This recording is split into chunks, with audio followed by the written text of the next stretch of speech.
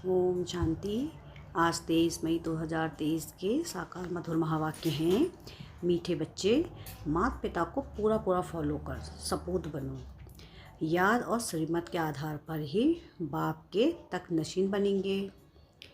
प्रश्न है आज की मुरली का कि किस पुरुषार्थ से सेकंड में जीवन मुक्ति प्राप्त हो सकती है।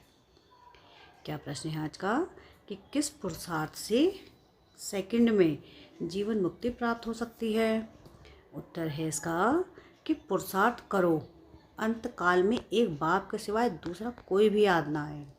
इसके लिए बुद्धि को ग्रस्त व्यवहार में रहते भी न्यारा रखो। सब कुछ भूलते जाओ, श्रीमत पर चलते रहो, किसी को भी कांटा नहीं लगाओ। हर कदम में माता पिता को फॉलो करो। कोई भी कमी है तो अविनाशी सर्जन को सच सच बताओ।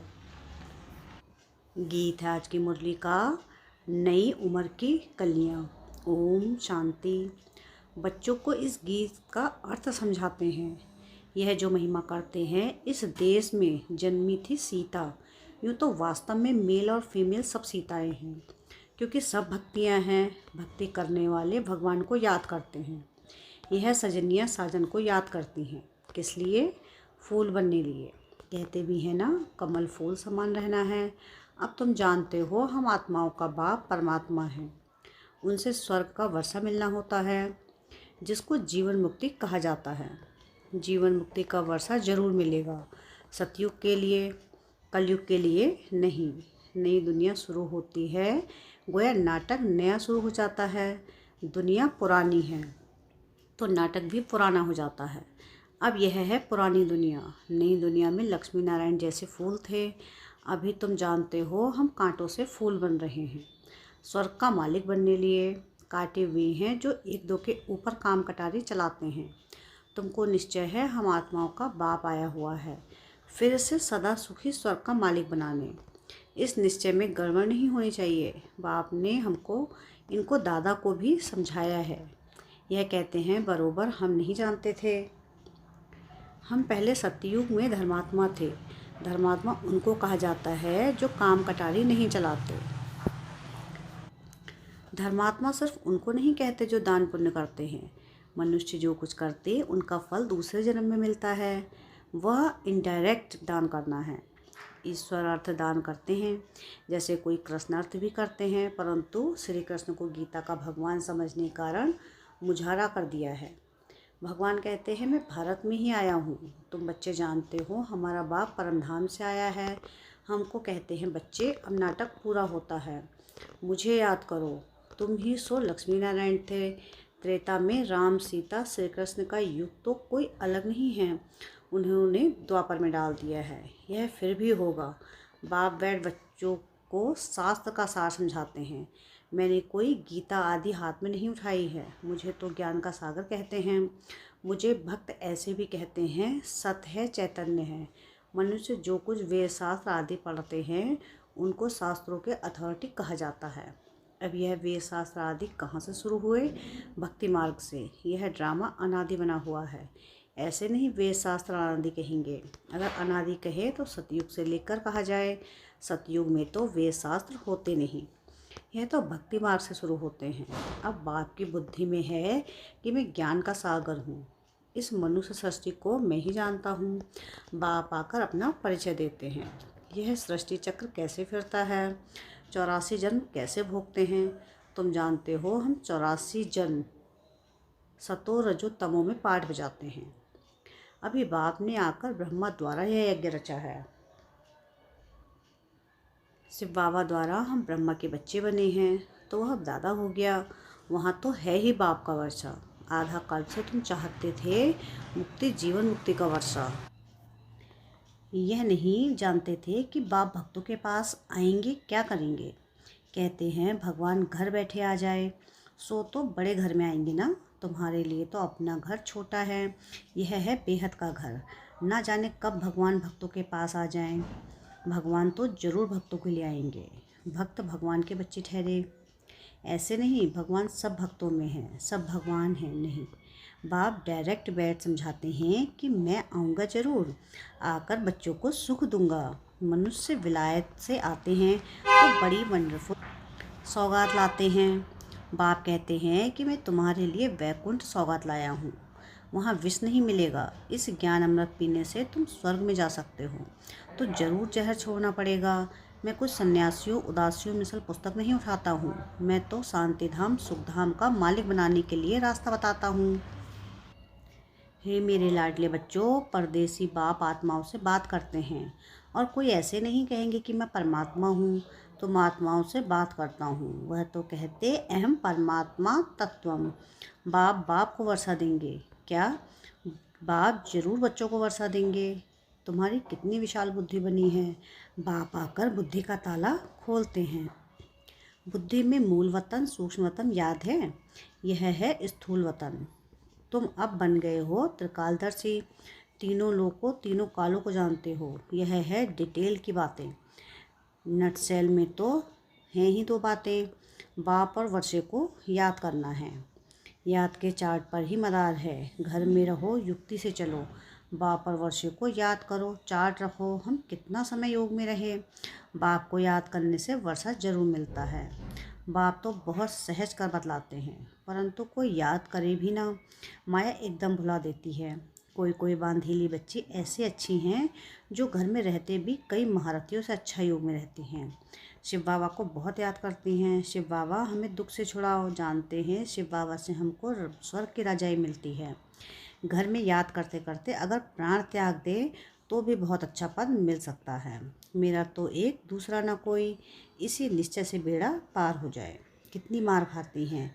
ऐसा सत्संग तो कभी नहीं देखा होगा जहाँ स्त्रियाँ मार खाती। सत्संग में जाने से कोई मना करते हैं क्या? ढेर सत्संग हैं। यहाँ तो अबलाओं पर कितने अत्याचार होते हैं, विघ्न पड़ते हैं। शुरू से लेकर चलता आया है। अकासुर बकासुर कैसे ले जाते थे बच्चों को, विष के लिए मारे कितनी खाती थी। कोई तो बात होगी ना। अच्छे अच्छे बच्चे बस सेंटर्स भी खोलते हैं, फिर भी चलते चलते माया का वार हो जाता है। बाप तो धर्मराज भी कहते हैं। बाप तो धर्मराज भी है। कहते हैं मैं कालों का काल हूँ। अमृतसर में एक अकाल तख्त है, इसका अर्थ कोई समझते नहीं हैं। बाप कहते हैं मैं कालों का काल भी हूँ। वह जमघट तो एक दो को ले जाते हैं। बाप कहते हैं मैं तो सब आत्माओं को ले जाऊंगा, इसलिए खुश होना चाहिए। आधा कल्प से भक्ति की है, परंतु वापस कोई जा नहीं सकते। अभी आप सभी को ले जाते हो। मनुष्य कहते हैं भगवान कालों का काल है जो सभी को मार डालते हैं, परंतु मैं मारता नहीं हूँ। मैं तो तुम्हें शरीर से मुक्त कर आत्मा को गुलगुल बनाए वापस ले जाता हूँ। इसमें डरने की तो बात नहीं है। बहुत बच्चे मरने से डरते हैं। डरते वह है जिनका पूरा योग नहीं। अरे हम तो तैयारी कर रहे हैं वापस जाने की। बाबा आया है तैयारी कराए ले चलने के लिए। तो तुम स्वर्गवासी नहीं बनेंगे? कहते हैं फलाना स्वर्गवासी हुआ, परंतु जाते कोई भी नहीं है। स्वर्ग तो भारत में होता है। वह था सतयुग। कलयुग में स्वर्ग कहाँ से आया? अखबार में डालते हैं फलाना बैकुंठ गया, उनको श्राद्ध खिलाते हैं। अब बैकुंठ में तो अतः वैभव है, फिर तुम उनको क्या खिलाएंगे? उनकी तो सदगति हो गई, तो फिर यहाँ का भोजन खिलाए पतित क्यों बनाते हो? अभी तुम बच्चे जानते हो, सच सच तुमको निर्वाण धाम जाने के लिए बाबा शिक्षा देते हैं। खुशी से जाना चाहिए, पुराने कांटों से संबंध तोड़ना चाहिए। बाप कितना सहज कर बतलाते हैं, सिर्फ मुझे याद करो। इसमें तो बहुत खुशी होनी चाहिए। बाप कहते हैं अतीन्द्रिय सुख पूछना हो तो मेरे बच्चों से पूछो। अभी के पुरुषार्थ से 21 जन्मों के प्रारब्ध बनाते हैं। अब नहीं लिया तो खल्लास। रेस बड़ी भारी है, सबको पुरुषार्थ करना चाहिए। बाप कहते हैं बच्चे हमारे ऊपर जीत प्राप्त करो। बाबा मम्मा बाप दादा पिताश्री कहते हो ना, यह बाबा भी उनसे पढ़ रहा है ना। शिव बाबा पढ़ाते हैं यह गृहस्थ धंधे आदि वाला था ना। ऐसे ख्याल नहीं आना चाहिए। मैं पीछे आया हूँ इसलिए दौड़ी नहीं लगा सकता हूँ। माँ बाप कहते हैं कि सपूत बच्चा वह जो फॉलो करे। यह माँ बाप भी पुरुषार्थी हैं, पुरुषार्थ कराने वाला माता पिता। तो माता पिता हम बालक तेरे, तो यह भी उनका बालक हुआ ना। यह भी गृहस्थी था, तुम भी गृहस्थी हो। बड़ा सहज है। इसमें भी कन्याओं को का अहो सौभाग्य, उनको झट बचा लेते हैं। 5 विकारों की सीढ़ी नहीं चढ़ना है। बाल ब्रह्मचारी भीष्म पिता का मिसाल है ना। यह राजयोग है, तुम जानते हो हम भविष्य राजाई पाने के लिए पुरुषार्थ कर रहे हैं। मामा मम्मा भी पुरुषार्थ कर ऊंच से ऊंच पद पाते हैं। कल पहले भी उन्होंने पाया था। कहते हैं लाडले बच्चे, तुम हमारे तख्त का मालिक बनने के लिए पुरुषार्थ करो। मम्मा बाबा तो कहते हो तो क्यों नहीं पुरुषार्थ करते हो? कोई तकलीफ हो तो बाबा को बताओ, इस कारण पुरुषार्थ कम चलता है। बाप है अविनाशी सर्जन, बाकी कोई भी तकलीफ हो तो चाहे लिखो चाहे सम्मुख आकर पूछो, बाप राय देंगे। मुख्य बात है बाप और वर्षे को याद करना। अटेंशन में है काफ़ी है। सेकंड में जीवन मुक्ति पाने का पुरुषार्थ करते करते इतना याद करना जो अंतकाल और कुछ याद ना आए। गृहस्थ व्यवहार को भूलते जाओ। कहते हैं मंजिल तो बड़ी है और विश्व का मालिक बनना है। लड़ाई में कितनी मेहनत है, मेहनत कर हद की बात सही लेते हैं। तुम तो स्वर्ग में विश्व के मालिक बनते हो, और क्या चाहिए। इतना मीठा बाप दुनिया में और कोई होता नहीं, परंतु इस बाप के नाम रूप देश काल को भूल गए हैं। बरोबर शिव हम आत्माओं का बाप स्वर्ग का रास्ता है, तो स्वर्ग का ही वर्षा देते होंगे ना। यह भूल गए हैं किसको सेकंड में भी तीर लग सकता है। बरोबर बेहद का बाप है, वर्षा देने आया है। क्रिएटर है किसका, क्या नर्क का? ऐसे तो कभी नहीं कहेंगे। बाप तो स्वर्ग का मालिक बनाने वाला है। बस हम तो झट जाकर उनका हाथ पकड़ते हैं। बूढ़े साधन तन में आया। बाप कहते हैं कि सब बच्चे बेसमझ पुजारी पतित बन पड़े हैं। मैं आकर पुजारी से पूज्य बनाता हूँ। यह भी पुजारी था, नारायण की पूजा करता था। चित्र में दिखाया है कि लक्ष्मी उनके पांव दबाती है। बाप कोई ऐसे थोड़ी ही कहते हैं कि चरण धोकर पियो। बाप कहते पहले लक्ष्मी पीछे नारायण।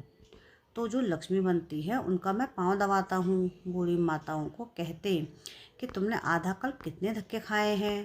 पहले अव्यभिचारी भक्ति थी, यह अव्यभिचारी भक्ति बन पड़ी है।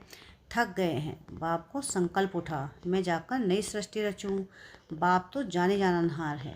कहते हैं इन विचारों से ने आधा कल्प भक्ति की है, अब बिल्कुल थक पड़े हैं। मौत भी बड़ा कड़ा है, एक दो को ख़त्म कर देंगे। बाप है नॉलेजफुल, परंतु कहते हैं मैं भी बंधन में बंधा हुआ हूँ।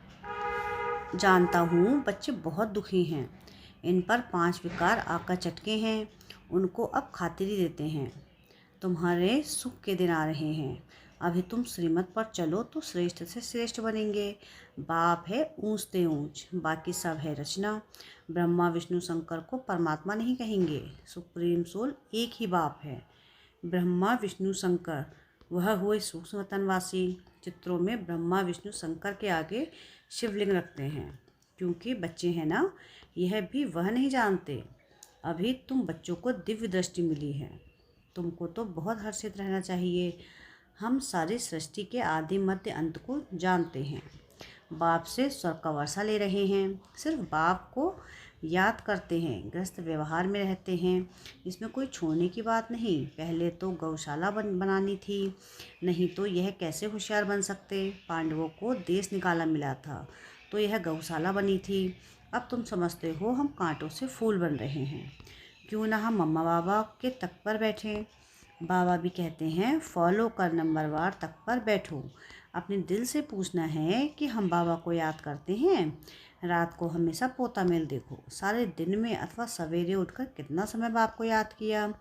बाप को याद कर श्रीमत पर चलना है, एक दो को कांटा नहीं लगाना है। काम क्रोध है मुख्य, इनको जीतो तो दूसरे छोटे छोटे विकार ठंडे हो जाएंगे। काम महाशत्रु है, काम के कारण लड़ाई झगड़े महामारी कितनी करते हैं। कहते हैं बाबा बच्चे बहुत अशांत करते हैं। स्वर्ग में तो कभी कोई किसी को भी तंग नहीं करते, वहाँ बच्चे भी तंग नहीं करेंगे।